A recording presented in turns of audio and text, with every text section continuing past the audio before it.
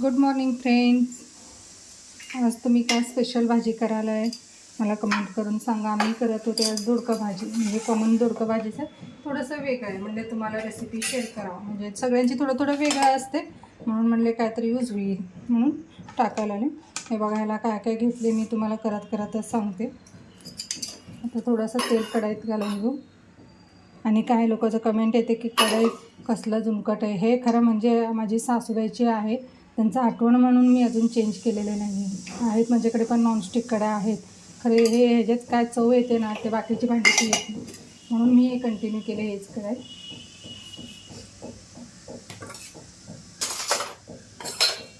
तेल तापू द्या जरा कडक. दोडका भाजी करायला दोडक्यातच थोडंसं वेगळं चेंज. मोहरी,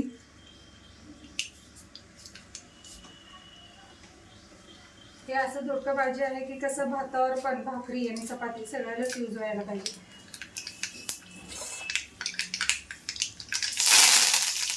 कढीपत्ता आणि हे असं कांदा लंबे लंबे कट करून घेतलेले कांदे येतं. हे कांदा,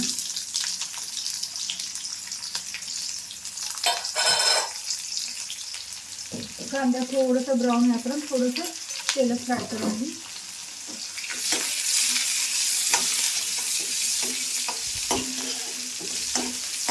कसं हे भाजी कसं आहे म्हणजे तर तुम्हाला आमटी पण करायचं गरज नाही, जरा रस ह्याला करून दाखवते तुम्हाला. भातावर चपाती भाकरीसोबत तर काय विचारूच नका, लय मस्त लागते ते. भाकरी एक असं आहे ना, सगळं भाज्या त्याला मॅच होते, चपातीला काम मुख्यच मॅच होते. आणि आता ह्याच्यात मी घालणार आहे टमॅटो जास्त घातले नाही, तसं शिजले की आंबट सुटते म्हणून 1-2 टाकले टमॅटो.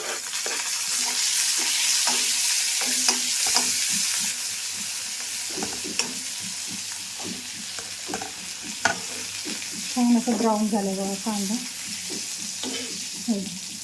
ब्राऊन झालं. आता एक कांद्यात मी सगळे मसाले घालते. हळद, काळं तिखट,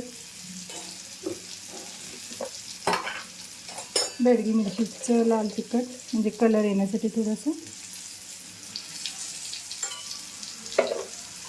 मी जरा हे असलं वेगळं भाजीला मी थोडंसं किचन किंग म्हणून मिसळ मसाला मिळते ते वापरते. एक अर्धा चम्मच एवढा घालावा जरा.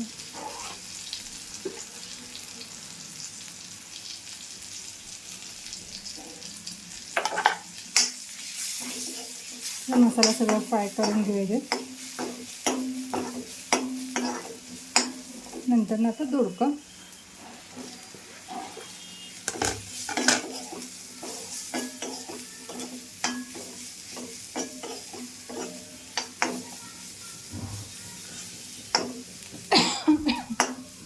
छान म्हणजे थोडंसं किती आपल्याला ग्रेव्ही पाहिजे तेवढं पाणी घालायचं.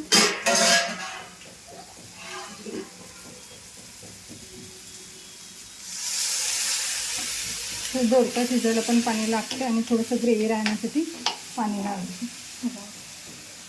हे जरा छान जरा उकळी येऊ द्या, म्हणजे ते दोडका व्यवस्थित उकळू द्या. 10-15 मिनिट झाकून ठेवायला. हे बघा फ्रेंड्स, छान असं शिजलेत आता दोडका. ग्रेव्ही असा पाणी पाणी राहते म्हणून ह्याला काय करायचं तुम्हाला सांगते.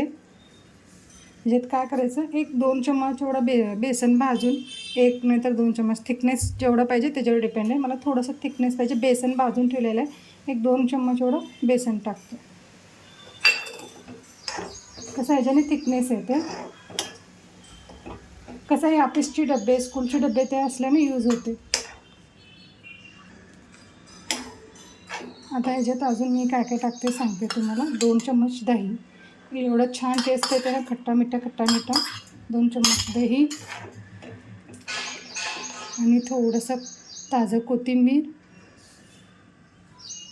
आणि अजून एक थोडं चव वाढण्यासाठी मी अजून एक काय घालते तुम्हाला सांगते, म्हणजे बाहेरच्यासारखं टेस्ट यायला पाहिजे. दुपारी डब्बा जर खाताना म्हणलं तर हॉटेलची बघा, रेस्टॉरंट हॉटेलमध्ये जास्त सगळं भाज्यात कसुरी मेथी असते, आणि कसुरी मेथी असं हातात घेऊन कुठे घालायचं. कसुरी मेथी कसं हे भाजीचं काय स्पेशालिटी म्हणजे भातावर चपातीवर सगळ्याला यूज होते.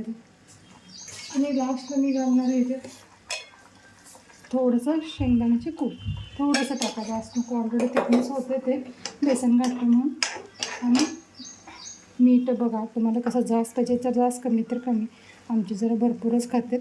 थोडंसं मीठ आणि थोडंसं चव येण्यासाठी मी काय करणार आहे, गुळाची उकळी घालणार आहे. गुळ घाला थोडंसं, टेस्ट खूप छान येते बघा. गुळ आहे एवढं सोडून छान होतं. हे बघा बेसन घातलं ना लई थिकनेसमध्ये येते, असं पाणी पाणी होत नाही जास्त.